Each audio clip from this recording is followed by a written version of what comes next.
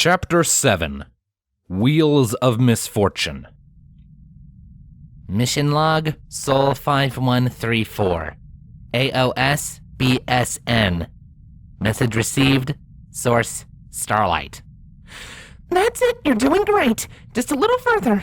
I promise it'll be fun. Opportunity followed along. The morning had been spent observing Starlight Glimmer working on some kind of device. The machine had tried to figure out what kind of experiment she was conducting, but was unable to match either the tools or the process to anything in its own memory. Resisting the temptation of analyzing the ruby Spike had provided, the rover had instead plotted a course that took it around the far more interesting subject of Starlight Glimmer in a slow circle, trying to get a better view of the experiment in progress with the panoramic cameras. Starlight had giggled at several points as a rather puzzled Opportunity circled around her. Just a little more patience. Trust me. When she'd declared the mysterious project finished, she'd asked it to come along and follow her through the corridors of the castle. Now Opportunity stood before a doorway, and it seemed as if the rover was shaking its head as it kept looking left and right, searching for a way around. Navcam, calculating path. Navcam, obstruction detected. Navcam, calculating path. Navcam, obstruction detected. I think he's afraid that he's gonna get stuck, Spike pointed out from where he stood behind the rover. Starlight nodded. While roughly the same length and height as a pony, Opportunity was quite a bit wider. When Raymadash had pointed that out and made a remark about junk in the trunk during Pinky's obligatory party to celebrate the breakthrough in communications the day before, she'd gotten herself a swat over the head from Rarity, who had taken offense on behalf of the rover. Not that Opportunity itself had any insecurities about its weight. It is a little tight, isn't it? Starlight agreed. When I originally brought him from the roof to the workshop, I just teleported him. Hang on. The unicorn concentrated and teleported Opportunity the few steps outside and onto the roof terrace. There. That could have saved us about an hour's worth of inching through the corridors, Spike groused, stepping through the door into the afternoon sun itself and setting down the laptop, which, with the SGT attached, wasn't exactly light to carry around. Opportunity, finding itself suddenly in a completely different place, seemed appropriately confused. If a rover could blink rapidly, Opportunity would have done so right then and there. Navcam, error. Checksum failure of latest navigational photos. Reacquiring position. Once again, Opportunity's panoramic camera spun in a full 360-degree arc. It even extended its instrument arm, taking a picture with its microscopic imager to confirm that the door was in fact now behind it. A few frantic lines appeared on the laptop monitor. Message received. Source MERB. Parsing. Navigation error. No, it's fine. Starlight reassured the freaked-out rover. I just teleported you the rest of the way. Trust me, you're fine.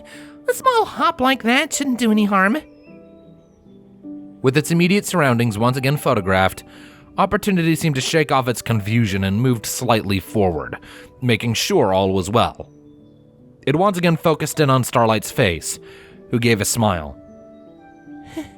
Come on, the pony said, carrying something along with her towards the center of the roof.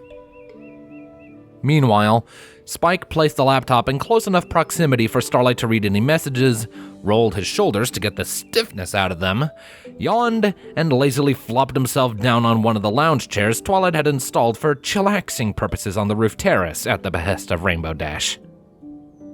For a moment, Opportunity seemed torn between the two people. Noticing the rover's indecision, Spike said, "Go ahead, you two have fun. I'll be here."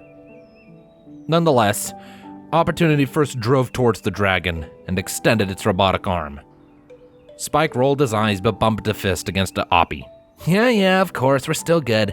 Now go on, Starlight's been looking forward to this all day," Spike said, then fished out a Power Ponies comic from underneath the chair and began to read. In the time it had taken the rover to drive over to Starlight, the unicorn had finished setting up and was grinning widely as Opportunity pulled up at her side. What do you think?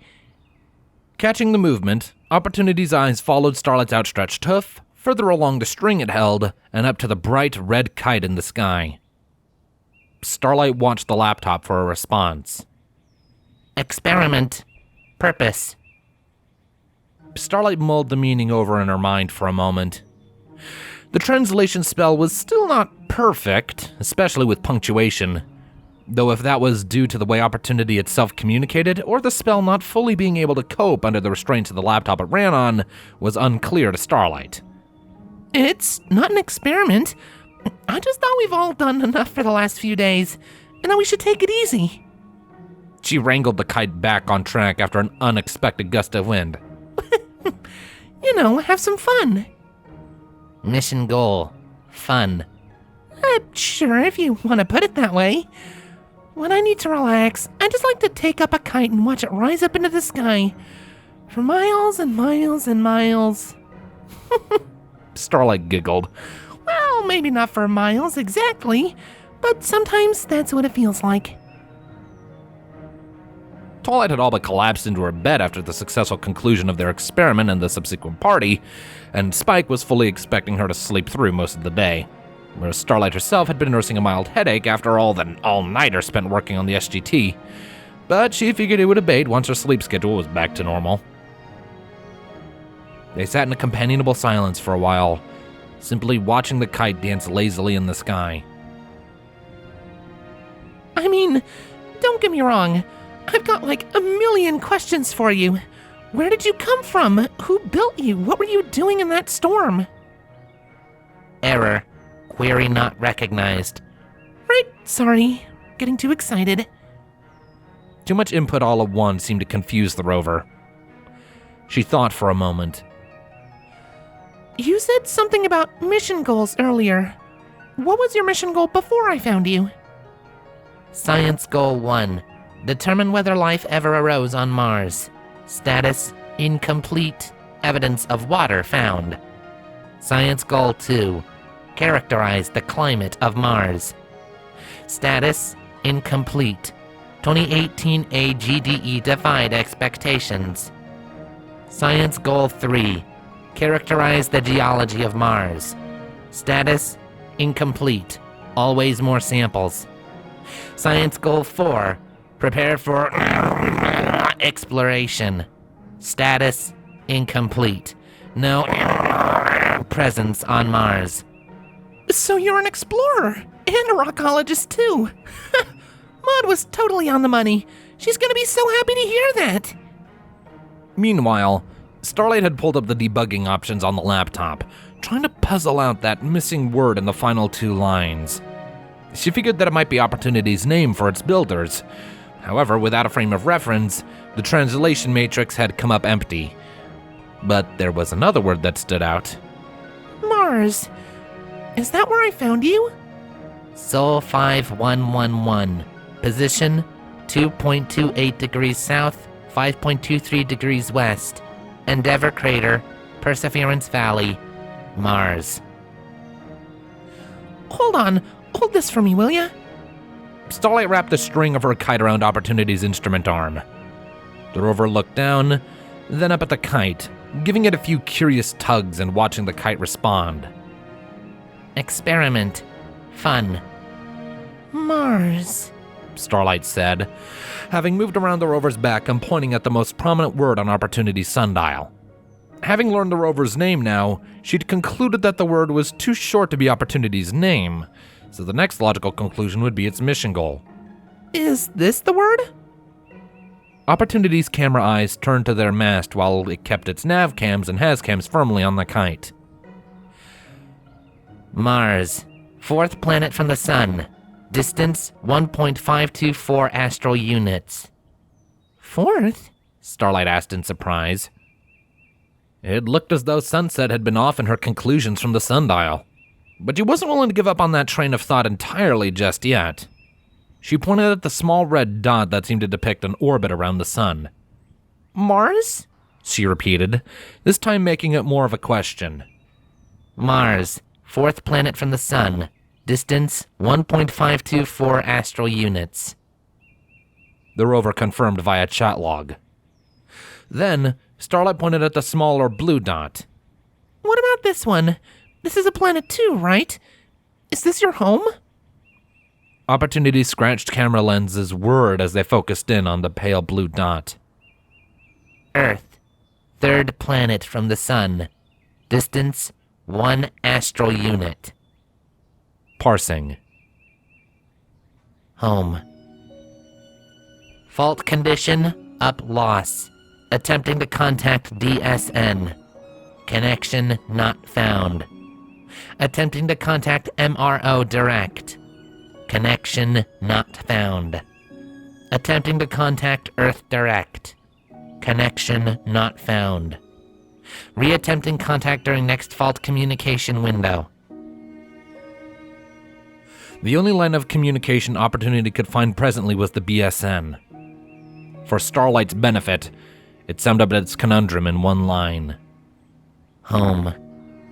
No can talk.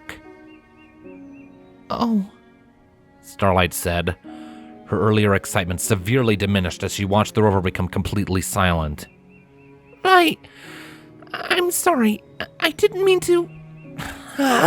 Stupid! She pressed a huff against her forehead, realizing that she just ruined a perfectly pleasant afternoon by reminding Opportunity that it was cut off from all contact with its creators. The unicorn sat down on her haunches, eyes on the floor and too embarrassed to look her robotic friend in the eye. The silence that now hovered between them was of the awkward kind. A gust of wind picked up, and Opportunity felt a sudden tug at its arm before the string of the kite came loose. Its pan cam swung around and saw it float away. And then the rover moved, straining the electrical motors in its wheels more than it had ever done before. Opportunity! Starlight called after it. Starlight sad. Mission goal, fun. Must save Starlight's experiment. Opportunity's instrument arm reached out, trying to grab the rapidly disappearing string.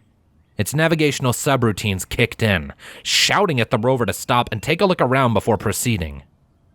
Drive. And yet the rover kept going, beyond the point where its programming should have automatically stopped it. Opportunity, leave it! I can just make a new one! But Opportunity wouldn't have it. It had watched Starlight tinker with the wood and cloth toy for the better part of the day, seen her smile when it had taken flight, and then she had entrusted it to the machine. And Opportunity would not fail her. More power. Being closer to Celestia's sun on Equus yielded much more energy than the solar panels ever produced from its own sun on Mars. And right now, Opportunity put every spare watt into chasing down the runaway kite, in the process far exceeding the measly top speed its tiny wheels had been rated for. The string firmly in its sights with all three cameras, Opportunity reached out to grab it. Almost there. And then it paid the price for the mad dash when its right front wheel collided with an unseen edge that separated the rest of the roof from the pool area. The sound of shearing aluminum filled the air as the rover caught the edge and was spun around hard 45 degrees, the 5 remaining wheels scraping across the tiled floor, and more broken bits coming off of them. Opportunity! Starlight screamed and ran up to the rover's side. Oppie watched as the kite awkwardly flew out of reach and came down in an uncontrolled dive somewhere past the ledge of the roof. Then it centered its cameras on its own broken wheel, or what was left of it. The spokes had been sheared clean off from the hub, the entire rim bouncing away and coming to a rest a few feet away. What happened? Spike asked in alarm, having come over in response to the commotion. Starlight was nearly in tears, unable to give a coherent description of the accident. Error. Wheel number 2 inoperable. The electric motor strained to move as the rover struggled to get moving again, but produced no more than a small skid with a severe drag to the right. Opportunity tried to move backwards, and the result was no better. Help.